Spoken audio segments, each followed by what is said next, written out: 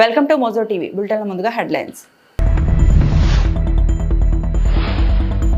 విశాఖపట్నంలో national conference e governance కార్యక్రమంలో పాల్గొన్న ఏపీ ముఖ్యమంత్రి.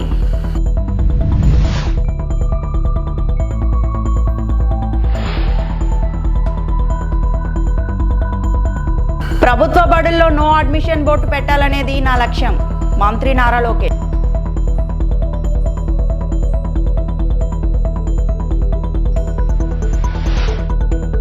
ఏపీలో వాట్సాప్ గవర్నెన్స్ కొత్త ఆలోచన విధానం. ప్రజా ఫిర్యాదుల శాఖ కార్యదర్శి వి Srinivas.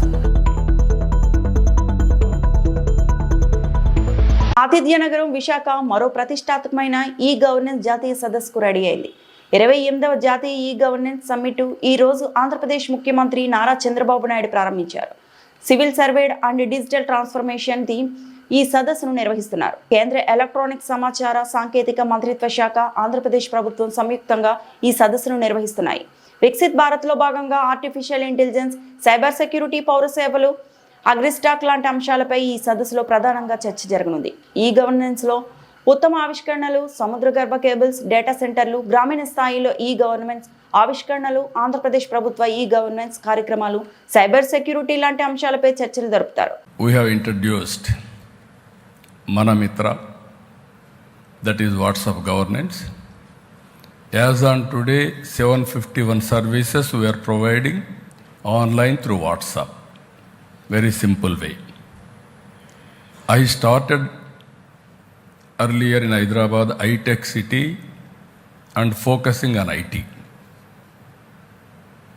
At the time, I focused mainly knowledge economy.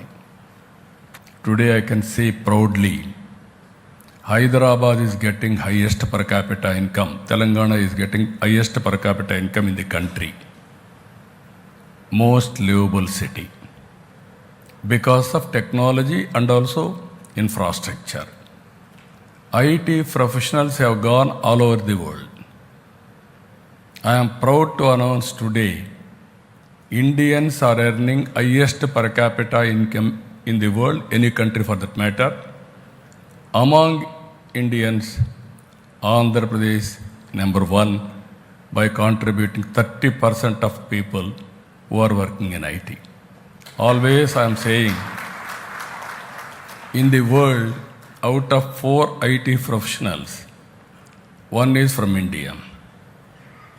Among Indians, out of 4, 1 is from Andhra Pradesh, Telugu community.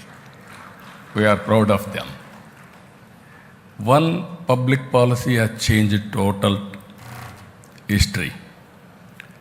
Now we are working Quantum Valley. America is having Silicon Valley. India is having Quantum Valley, that is Amaravati. We started recently with the Government of India support and also IBM, TCS, L&T, they are working together. By January, we are going to join the club of Quantum Valley, or quantum computers, who are all having, I think 6-7 countries are having quantum computing. One is India, that is from Amaravati. I am very proud to announce that is how we are working. దేశంలో ఎక్కడా లేని విధంగా అమరావతిలో రాష్ట్ర స్థాయి గ్రంథాలయాన్ని 2 ఏళ్లలో నిర్మిస్తామని మంత్రి లోకేష్ స్పష్టం చేశారు. రాష్ట్రంలో గ్రంథాలయాల్లో సమస్యలపై శాసనసభలో సభ్యులు అడిగిన ప్రశ్నకు మంత్రి సమాధానం చెప్పారు. లైబ్రరీలో ఉన్న పుస్తకాల సమాచారంపై ఇంట్లోనే ఉండి తెలుసుకునేలా యాప్ తెస్తున్నామని చెప్పారు. Thinking out of the box thinking అనేది లైబ్రరీలో పుస్తకాలు చదివేదాని ద్వారా వస్తుందని నేను కూడా బలంగా నమ్ముతున్నాను. అధ్యక్ష ఈ సబ్జెక్ట్ మీద మండలి బుద్ధప్రసాద్ గారు, పల్లె సుందరారెడ్డి గారు, గణబాబు గారు మాట్లాడారు. అధ్యక్ష మొదటి అంశం అధ్యక్ష సెంట్రల్ లైబ్రరీ గురించి గౌరవ సభ్యులు కూడా బుద్ధప్రసాద్ గారు పోయిన సమావేశాల్లో ప్రస్తావించారు. ఒక సందర్భంలో దానికోసం అధ్యక్ష సుమారుగా 150 కోట్ల రూపాయలు ఖర్చు అవుతుందని మేము అంచనా వేసాం. ఎందుకంటే మీరు కోరినట్టు వరల్డ్ క్లాస్ లైబ్రరీ కట్టాలి. కేవలం మన రాష్ట్రంలో కాదు, మన దేశంలో ఎక్కడ లేని విధంగా వరల్డ్ క్లాస్ లైబ్రరీ ఉండాలి. కేవలం ఇన్ఫ్రాస్ట్రక్చరే కాదు, మనకు కావాల్సిన మ్యాన్యుస్క్రిప్ట్స్ ఇవన్నీ కూడా మనకు చాలా ఉన్నాయి అధ్యక్ష. ఇవన్నీ కాపాడాల్సిన బాధ్యత మనందరిపైన ఉంది కనుక చేయాలని నిర్ణయం తీసుకున్నాం. ఈరోజు గౌరవ ఇండస్ట్రీస్ మినిస్టర్ గారు హౌస్లో లేరు, ఆయన కౌన్సిల్లో ఉన్నారు. టీజీ భరత్ గారు నేను ఇట్లానే సింగపూర్లో మాట్లాడుతున్నప్పుడు ఆయన పర్సనల్గా తీసుకుని శోభా డెవలపర్స్ అని వరల్డ్ వైడ్ వాళ్ళు ఉన్నారు అధ్యక్ష. వాళ్ళు యాక్చువల్లీ ఆంధ్రాకి సంబంధం లేని వారు, బట్ వాళ్ళు ముందుకు వచ్చి మీ రాష్ట్రం మంచి లైబ్రరీ చేస్తుందని మేము విన్నాము అని 100 కోట్ల రూపాయలు శోభా డెవలపర్స్ ఈరోజు ఆంధ్ర రాష్ట్రానికి వాళ్ళు డబ్బులు ఇస్తాం కూడా జరిగింది. ఇది వచ్చే 4 సంవత్సరాలు మేము ఖర్చు పెడతాం. మిగతా డబ్బులు రాష్ట్ర ప్రభుత్వము దాతలు జోడించి ఒక వరల్డ్ క్లాస్ లైబ్రరీ ఏర్పాటు చేస్తామని ఈ సభాముఖంగా నేను మీకు హామీ ఇస్తున్నాను. ఈ రోజు నుంచి కరెక్ట్గా 24 నెలలు టార్గెట్ పెట్టుకుని గౌరవ స్పీకర్ గారి సమక్షంలో ఓపెనింగ్ కూడా చేద్దామని గౌరవ సభ్యులకి నేను తెలియజేస్తున్నాను. ఏపీ ప్రభుత్వం పౌర సేవల కోసం కొత్తగా ప్రారంభించిన వాట్సాప్ గవర్నెన్స్ ఆచరణీయంగా ఉందని కేంద్ర పరిపాలనా సంస్కరణలు ప్రజా ఫిర్యాదుల శాఖ కార్యదర్శి వి శ్రీనివాస్ అన్నారు. పౌరులకు మెరుగైన సేవలు అందించేందుకు తీసుకొచ్చిన ఈ గవర్నెన్స్ లో దాన్ని ఒక నూతన ఆలోచనగా అభివర్ణించారు. దేశవ్యాప్తంగా ఈ నమూనా అమలుకు పరిశీలిస్తామన్నారు.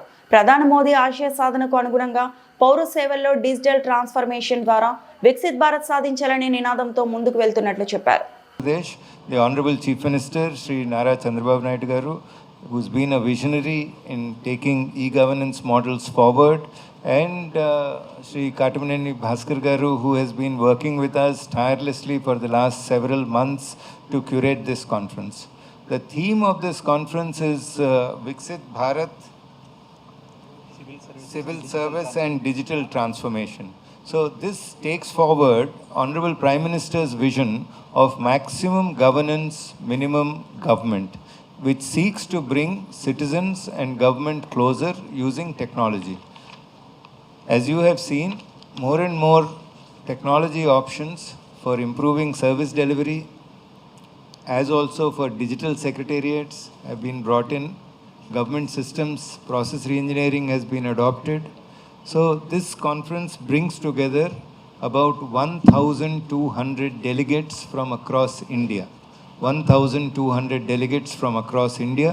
There are officers who are coming from northeastern states, from Jammu Kashmir, from Kerala, from Gujarat, Rajasthan, and so many officers coming from Government of India in New Delhi across all ministries. We are also grateful that the Indian Institute of Management, Visakhapatnam, has come forward as a knowledge partner and would be curating this session. So this conference will have 6 plenary sessions. The first one is, how do you develop Visakhapatnam as an IT hub of India, which would be chaired by Principal Secretary IT Government of Andhra Pradesh. There is a session on using artificial intelligence in government. There are sessions with regard to civil service and digital transformation. Then breakout sessions which will be chaired by very eminent people. Director General, Indian Institute of Public Administration is here with me. So he will be chairing the session. And also the gold category, silver category awardees who have participated in the National E-Governance Award scheme will be presenting. We'll have 4 district collectors who have contributed to digital transformation at Panchayat level. So there are 4 district collectors from various parts of the country who will be making. మనబడి మన భవిష్యత్తు కార్యక్రమం కింద విద్యార్థుల సంఖ్య ఆధారంగా ఉపాధ్యాయుల నియామకం గదుల నిర్మాణం చేపడుతున్నామని మంత్రి నారా లోకేష్ తెలిపారు. ప్రాథమిక పాఠశాలను ప్రాథమికోన్నత పాఠశాలలో విలీనం అంశంపై శాసనసభలో ఎమ్మెల్యే చెదలవాడ అరవింద బాబు అడిగిన ప్రశ్నకు ఆయన సమాధానం ఇచ్చారు. యువగలం పాదయాత్ర సందర్భంగా ఉపాధ్యాయులు పలు సమస్యలను నా దృష్టికి తీసుకొచ్చారు. ఒక తరగతికి ఒక ఉపాధ్యాయుడు ఉండాలనేది మా లక్ష్యం. పాఠశాల భవనాల నిర్మాణం కోసం దాతల సహకారం కోరుతున్నాం. భవనాలపై దాతల పేరు ఉండేలా చూస్తాం. ప్రభుత్వ పాఠశాలలో మంచి ఫలితాలు రావాలనేది మా ఉద్దేశం. అన్ని ప్రభుత్వ బడుల్లో సీట్ల నుండి నో అడ్మిషన్ బోర్డులు పెట్టాలనేదే నా లక్ష్యం. ప్రస్తుతం రాష్ట్రంలో సుమారు 100 బడుల్లో అలాంటి పరిస్థితి ఉంది అని మంత్రి లోకేష్ తెలిపారు. బాధ్యత మన అందరిపైన ఉంది. అది కేవలం హార్డ్వేరే కాదు, అంటే ఇన్ఫ్రాస్ట్రక్చరే కాదు, లెర్నింగ్ అవుట్కమ్స్ పైన కూడా ఎక్కువ శ్రద్ధ పెడుతున్నాం. అటెండెన్స్ పైన, ఎగ్జామినేషన్ పర్ఫార్మెన్స్ పైన కూడా ఎక్కువ శ్రద్ధ పెట్టాల్సిన అవసరం ఉంది. రాబోయే రోజుల్లో ప్రైవేట్ పాఠశాలల కన్నా మెరుగైన విద్య ప్రభుత్వ పాఠశాలలు అందజేసి మెరుగైన రిజల్ట్స్ తీసుకొచ్చినప్పుడే మనం న్యాయం చేసిన వాళ్ళు అవుతామని గౌరవ సభ్యులందరూ తెలియజేస్తున్న అధ్యక్ష. అధ్యక్ష, పోయిన సెషన్లో విద్యా వ్యవస్థ పైన చాలా డిస్కషన్ జరిగినాయి, షార్ట్ డిస్కషన్ కూడా జరిగినాయి. ఆనాడు ఒక మాట చెప్పాను అధ్యక్ష, ఏ రోజైతే ప్రభుత్వ పాఠశాల బయట ఇంకా నో అడ్మిషన్స్, స్కూల్ ఫుల్ ఉందని ఆ బోర్డు వస్తుంది, ఆ రోజు నేను ఆనందపడతానని చెప్పాను అధ్యక్ష. అధ్యక్ష, గర్వంగా చెప్తున్నా, ఈ సంవత్సరంలో దాదాపు ఒక 100 పాఠశాలల్లో అదే పరిస్థితి ఏర్పడింది. నా లక్ష్యం ఏంటంటే అన్ని 42,000 పైచిలక పాఠశాలలు ఏదైతే ఉన్నాయో అన్ని పాఠశాలలు అదే పరిస్థితి రావాలని ఆ దిశగా విద్యా వ్యవస్థ పనిచేస్తుందని గౌరవ సభ్యులందరికీ తెలియజేసుకుంటూ, గౌరవ సభ్యులు నారా చంద్రబాబు నాయుడు వారు చెప్పిన విజన్ 2047లో మనందరం భాగస్వాములు కావాలి. పాశ్చాత్య దేశాలు మన భారతీయులపై పెడుతున్న ఆంక్షలు మనం చూస్తున్నాం. రాబోయే రోజుల్లో మన దేశం ప్రపంచంలోనే నెంబర్ 1 అవుతుంది. మన పిల్లలు అందరూ మన దేశంలోనే నెంబర్ 1 గా ఉంటారు. అండ్ ఇక్కడ ఉన్న అందరం వీఆర్ విట్నెసింగ్ ఎవ్రీ డే. మనం టీవీస్ లో చూస్తూ ఉన్నాం. ఏం చూస్తున్నాం? ప్రతిరోజు పాశ్చాత్య దేశాల్లో ఏం జరుగుతోంది? మనల్ని తరిమి కొడుతున్నారు, బయటికి వెళ్ళిపోమంటున్నారు. ఎక్కడో ఒక్క చోట యుఎస్ లో స్టార్ట్ అయింది, అన్ని బ్రిటిష్ కంట్రీస్ లో అది విస్తరించింది. ఒక UK, Russia, everywhere, Poland, everywhere go back theme తో. అంటే మనల్ని అవమానించడంతో పాటు చంపేస్తున్నారు కూడా. మనం ఇది చాలా జాగ్రత్త గుర్తు పెట్టుకోవాలా, ఆచరించాలి కూడా. ఇక్కడ వచ్చిన ప్రతి మహిళ కొన్ని వందల వేల మందికి మెసేజ్ ఇవ్వాలి. మనము తీసుకునే నిర్ణయం మన పిల్లల్ని, వాళ్ళ పిల్లల్ని కాపాడగలుగుతాం. మన నేషన్ లోనే, అంటే మన ఊర్లోనే, ఎక్కడ పుట్టామో అక్కడే పెరగాలి, అక్కడే చనిపోవాలి, మన దేశంలోనే ఉండాలి. రేపు 2047 విజన్ ని మనము సక్రమంగా తీసుకెళ్లినప్పుడు ఒక్కరు చేయలేరు. మన అందరం భాగస్వాములు అయినప్పుడే మన పిల్లలు ఇక్కడే ఉంటారు. మనకేం పట్టింది? ఎక్కడో వెళ్ళి ఎక్కడో అనిపించుకొని ఎక్కడో చనిపోవాల్సిన అవసరం. ఇప్పుడు చాలా మంది తల్లిదండ్రులు బిక్కుబిక్కుమంటున్నారు పిల్లలు బయట పంపించేసి. మనకొద్దు. మనం తీసుకునే నిర్ణయం రేపు మన పిల్లల భవిష్యత్తుకు అవుతుంది. సంగీతం దర్శకత్వం వహించిన 2 చిత్రాలు పాన్ ఇండియాలో ఘన విజయం సాధించి పెట్టిన సంగీత దర్శకుడు గౌరహరి తణుకు ప్రతిష్టను మరింత ఇనుమడింపజేస్తారని తణుకు ఎమ్మెల్యే అరమిల్లి రాధాకృష్ణ అన్నారు. జై హనుమాన్, మిరాయి చిత్రాలకు సంగీత దర్శకత్వం వహించిన తణుకు పట్టణానికి చెందిన గౌరీహరి తణుకు ఎమ్మెల్యే రాధాకృష్ణను మర్యాదపూర్వకంగా కలిశారు. ఈ సందర్భంగా శాలువా జ్ఞాపికతో ఘనంగా సత్కరించిన ఎమ్మెల్యే రాధాకృష్ణ మాట్లాడుతూ, తణుకులో విద్యాభ్యాసం చేసిన సినీ రంగంలో తనకంటూ ఒక ప్రత్యేక స్థానం సాధించుకున్న గౌరహరి భవిష్యత్తులో మరిన్ని విజయవంతమైన చిత్రాలు అందించాలని ఆకాంక్షించారు. రాబోయే రోజుల్లో ఉత్తమ సంగీత దర్శకుల జాబితాలో ఆయన పేరు సాధించాలని కోరారు. అనంతరం మిరాయి చిత్రం ప్రదర్శిస్తున్న లక్ష్మీ థియేటర్ వద్ద నిర్వహించిన సంబరాల్లో పాల్గొని ప్రేక్షకులు గౌరవహరితో కలిసి ఎమ్మెల్యే రాధాకృష్ణ చిత్రాన్ని వీక్షించారు. ఈ కార్యక్రమంలో కూటమి నాయకులు, కార్యకర్తలు పాల్గొన్నారు. అందరూ కూడా గట్టిగా నిలబడి ప్రతి ఒక్కరు కూడా హరిగారి శివాలయం.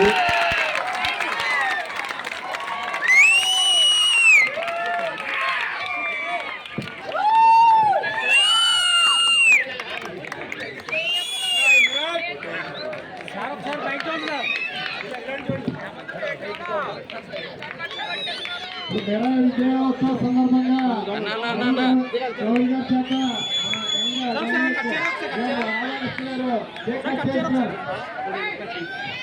అసంతోషాలు తెలియండి, అందరు తప్పలు పడుతున్నాయి.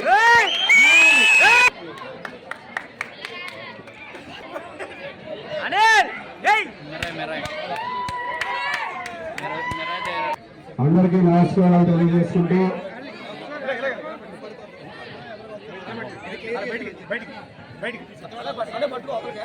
మన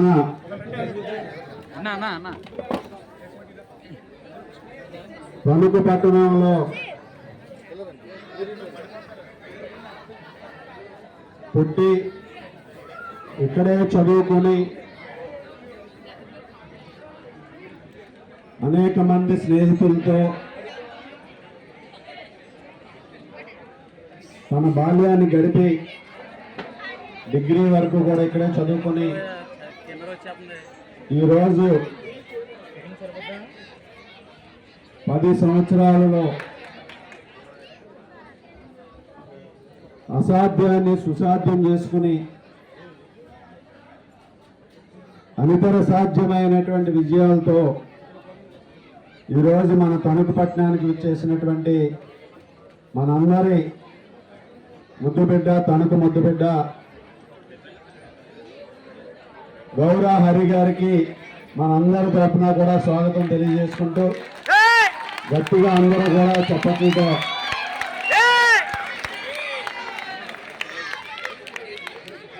ఈరోజు రెండు సినిమాలతో ముఖ్యంగా హనుమాను మిరాయి సినిమాలతో సినిమా ఇండస్ట్రీలో తనదైనటువంటి ముద్ర వేసి బ్యాక్గ్రౌండ్ మ్యూజిక్ కానీ అలాగే ఒక మ్యూజిక్ డైరెక్టర్గా ప్రపంచవ్యాప్తంగా ప్రతి తెలుగువారు అదేవిధంగా ఇతర పాన్ ఇండియాలో కూడా గుర్తింపు సాధించి ఈరోజు మనందరికీ కూడా గర్వకారణంగా నిలిచి ఇక్కడ మనందరి ముందు కూడా ఈ విధంగా రావటం మనందరికీ కూడా గర్వకారణం, సంతోషం, అభినందనీయమని సందర్భంగా తెలియజేసుకుంటూ ముఖ్యంగా హనుమాన్ సినిమా కానీ ఈరోజు మిరాయి సినిమా కానీ రెండూ కూడా హనుమాన్ సినిమాకి ఇచ్చినటువంటి మ్యూజిక్ అలాగే ఈ సినిమాకి ఇచ్చినటువంటి మ్యూజిక్ బ్యాక్గ్రౌండ్ స్కోరు వీటన్నిటి వలన కూడా ఆ సినిమాలు రెండూ కూడా విజయవంతమై ప్రేక్షకులకి ఈరోజు గుండెల్లో ఒక ప్రత్యేకమైనటువంటి స్థానాన్ని సంపాదించుకుని కేవలం విజయవంతం అవడమే కాకుండా ఎన్టీఆర్ జిల్లా Chandarlapadu tailoring workers union Chandarlapadu మండల కమిటీ ఆధ్వర్యంలో చందర్లపాడు తహసీల్దార్ కార్యాలయం వద్ద ధర్నా అనంతరం అర్జీ ఇవ్వడం జరిగింది. ఈ సందర్భంగా సిఐటియు ఎన్టీఆర్ జిల్లా కార్యదర్శి కె గోపాల్ మాట్లాడుతూ టైలర్స్ కు రాష్ట్ర ప్రభుత్వం ఆర్థిక సహాయం చేయాలని, సంక్షేమ బోర్డు ఏర్పాటు చేయాలని, కుట్టు మిషన్ల కొనుగోలుకు ప్రభుత్వం రుణాలు ఇవ్వాలని కోరుతూ టైలరింగ్ వృత్తినే జీవనోపాధిగా చేసుకుని రాష్ట్ర వ్యాప్తంగా లక్షలాది మంది పనిచేస్తున్నారు. చదువుకున్నా తగిన ఉపాధి దొరక్క ప్రభుత్వంపై ఆధారపడకుండా స్వయం ఉపాధి పొందుతూ జీవనం సాగిస్తున్నారు. అయితే కొన్ని సంవత్సరాలుగా ఈ రంగం కుంటుపడింది. రెడీమేడ్ వస్త్రాల రాగుతో పనులు లేక పస్తులుండాల్సిన పరిస్థితి ఏర్పడింది. గత ప్రభుత్వం టైలరింగ్ కార్మికులకు ఆర్థిక సహాయం అందించింది. ప్రస్తుతం ఆ పథకాన్ని ప్రభుత్వం కొనసాగించడం లేదు. పనులు లేక ఇబ్బందులు పడుతున్న వీరికి ఎంతో కొంత ఆసరాగా ఉన్న ఈ పథకాన్ని ప్రభుత్వం కొనసాగించి టైలర్లు ఆదుకోవాలని కోరుతున్నాము. టైలరింగ్ షాపుల్లోనూ ఇళ్ల వద్ద టైలర్లుగా పనిచేస్తున్న వారికి రాష్ట్ర ప్రభుత్వం సంక్షేమ బోర్డు ఏర్పాటు చేయాలని, గుర్తింపు కార్డులు ఇవ్వాలని, మిషన్ల కొనుగోలుకు ప్రభుత్వం లోన్లు మంజూరు చేయాలని, ప్రభుత్వ ఉద్యోగులు మరియు విద్యార్థుల యూనిఫామ్లను స్థానిక టైలర్లతోనే కుట్టించాలని, టైలరింగ్ షాపులకు కరెంటు బిల్లులు సబ్సిడీ ఇవ్వాలని, షాపులకు స్మార్ట్ మీటర్లు పెట్టవద్దని తమ ద్వారా ప్రభుత్వానికి విజ్ఞప్తి చేస్తున్నాం. ఈ కార్యక్రమంలో సిఐటియు చందర్లపాడు మండల కన్వీనర్ ఈదర కమల, చందర్లపాడు మండల టైలర్స్ యూనియన్ అధ్యక్షుడు షేక్ కరీం, యూనియన్ కార్యదర్శి సాధనాల రాము, షేక్ మస్తాన్ వల్లి, రహమతుల్లా, జానయ్య, రామారావు, బాషా, లాల్సా తదితరులు పాల్గొన్నారు. రాష్ట్ర ప్రభుత్వం ఎన్నికల ముందు టైలర్ల సమస్యలు పరిష్కరిస్తామని చెప్పి ఎన్నికల మేనిఫెస్టోల్లో కూడా చెప్పటం అనేది జరిగింది.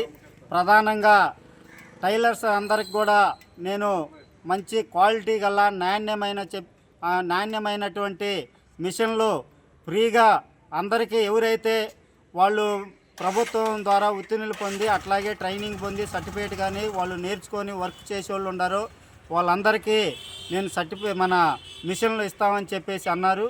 ఇంతవరకు 2వ సంవత్సరం కావస్తూ ఉంది. ఆ హామీ అమలు కాలేదు. ఇటీవల కాలంలో ఒక పెద్ద సభ జరుగుతుంటే ఆ సభలో కూడా మళ్ళీ ప్రస్తావించారు, టైలర్లకి నేను మిషన్లు ఉచితంగా ఇస్తామని చెప్పేసి స్వయంగా ముఖ్యమంత్రి గారు అన్నారు. హామీని వెంటనే అమలు చేయమని చెప్పేసి మేము ఈరోజు టైలర్ వర్కర్స్ యూనియన్గా రాష్ట్ర ప్రభుత్వాన్ని మేము అడుగుతా ఉన్నాం. అదేవిధంగా గత ప్రభుత్వంలో టైలర్లకి కనీసం నిరుద్యోగ చేయూత కింద వాళ్ళకి టైలర్లకి 10,000 రూపాయలు ఇచ్చారు. ఇప్పుడు ధరలు బాగా పెరిగిపోయినాయి. అందువల్ల కనీసం 25,000 రూపాయలు ఇస్తే తప్ప ఈరోజు వాళ్ళ జీవనం గడిచే పరిస్థితి లేదు. అందుకని గత ప్రభుత్వంలో ఇచ్చినట్టుగా చేయూత 25,000 రూపాయలు ఇవ్వాలని చెప్పేసి కూడా మేము ఈ సందర్భంగా రాష్ట్ర ప్రభుత్వాన్ని అడుగుతా ఉన్నాం. చాలామంది పనులు లేక మొత్తం వాళ్ళు చేసే వృత్తి పక్కన పెట్టి వేరే పనులు చేసే పరిస్థితి ఈరోజు కనపడతా ఉంది. అందుకనే వాళ్ళకి ప్రభుత్వం తక్షణమే ఆ సాయం అందించాలని, అదేవిధంగా మిషన్లకు సంబంధించి మన ప్రభుత్వం వాళ్ళకి ఎస్సీ, ఎస్టీ, బీసీ కార్పొరేషన్లు ఎట్టా ఉన్నాయో వాళ్ళకు కూడా వడ్డీ లేని రుణాలు ఈరోజు కార్పొరేషన్ ద్వారా వాళ్ళకి ఇవ్వాలని చెప్పేసి మేము రాష్ట్ర ప్రభుత్వాన్ని డిమాండ్ చేస్తూ ఉన్నాం. అదేవిధంగా పనిచేస్తున్నప్పుడు వాళ్ళకి ఏదన్నా అది మిషన్ కానీ ఏదన్నా తగిలి కుచ్చుకున్నా ఏదన్నా పని చేయని పరిస్థితి ఉంది. 3 నెలలు, 4 నెలలు, 5 నెలలు. ఆ 5 నెలల కాలం భవన నిర్మాణ కార్మికులకి ఎలా అయితే సంక్షేమ బోర్డులో వాళ్ళకి చేయూతగా భృతి ఇస్తున్నారో ఆ విధంగా వీళ్ళకి సంక్షేమ బోర్డు ఏర్పాటు చేసి భృతి ఇవ్వాలని చెప్పేసి, అట్లాగే పనిచేస్తున్నప్పుడు ఎవరైనా ప్రమాద శాతం మరణిస్తే వాళ్ళకి ప్రమాద బీమా 10 లక్షల రూపాయలు ఇవ్వాలని చెప్పేసి కూడా మేము రాష్ట్ర ప్రభుత్వాన్ని డిమాండ్ చేస్తూ ఉన్నాం. ఎందుకంటే అనేక రకాల పనిచేసే కార్మికులందరికీ ప్రమాద బీమా వర్తిస్తుంది, వీళ్ళకు కూడా టైలర్లకు వర్తించాలని చెప్పేసి మేము అడుగుతూ ఉన్నాం. అదేవిధంగా వాళ్ళు వర్క్ సంబంధించి చాలామంది వర్క్ ఇందాక విషయంలో చెప్పాను, వర్క్ లేదు. ప్రభుత్వం నుంచి ఇక్కడ నందిగా చందలపాడు తహసీల్దార్ కార్యాలయం నుంచి ఏ స్కూలు సంబంధించో లేకపోతే ఇంకా మున్సిపల్ కానీ లేకపోతే పంచాయతీ కానీ ఇతర యూనిఫామ్లు సంబంధించి అవన్నీ కూడా ఇక్కడ ఉన్నటువంటి టైలర్ల వర్కర్లకి బయట కాంట్రాక్టర్లు కాకుండా వీళ్ళకి తల ఒక 20 పీసులు అట్లా వాళ్ళకి జీవన ఉపాధి చూపించే విధంగా ఇక్కడ తహసీల్దార్ గారు చర్యలు తీసుకొని యూనిఫామ్లు బయటకు వెళ్లకుండా ఇక్కడ ఉన్నటువంటి టైలర్లకే అది ఇవ్వాలని చెప్పేసి మేము ఈ సందర్భంగా రాష్ట్ర ప్రభుత్వాన్ని డిమాండ్ చేస్తూ ఉన్నాం. ఈ ప్రభుత్వం ఈ సమస్యలు పరిష్కరించాలని, లేకపోతే రాబోయే రోజుల్లో ఎన్టీఆర్ జిల్లా మొత్తం కలిపి పెద్ద ఎత్తున ఆందోళన చేస్తామని చెప్పేసి ఈ సందర్భంగా రాష్ట్ర ప్రభుత్వాన్ని డిమాండ్ చేస్తున్నాం. ఏలూరు జిల్లా ద్వారకా తిరుమలలో శ్రీ కుంకుళమ్మ అమ్మవారి దసరా శరన్నవరాత్రి ఉత్సవాలు ఘనంగా ప్రారంభమయ్యాయి.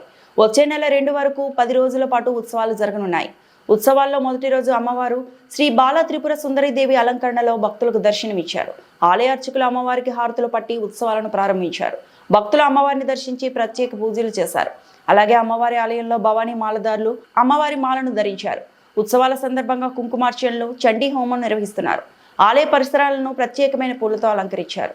ఆలయ ప్రకారాలు రాజగోపురాన్ని రకరకాల విద్యుత్ దీపాలంకరణలతో ముస్తాబు చేశారు. 2వ తేదీ సాయంత్రం అమ్మవారి రథోత్సవాన్ని ఘనంగా నిర్వహించనున్నారు.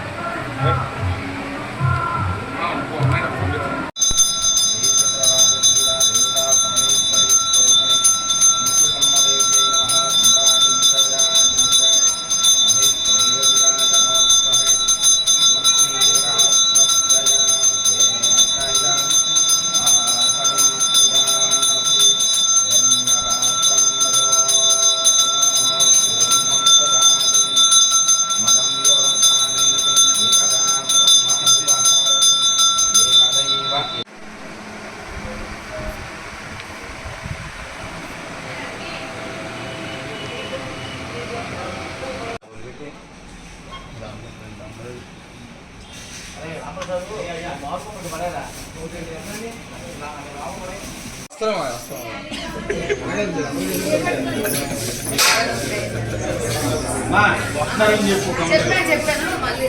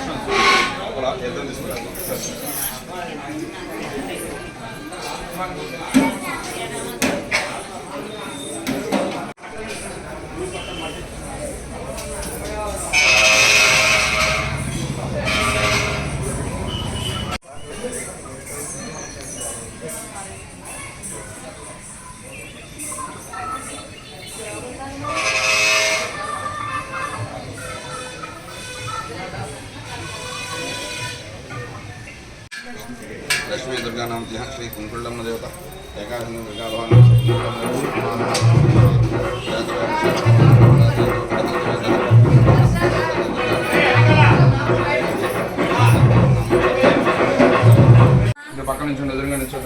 ఈ వార్తలు ఇంతటితో సమాప్తం.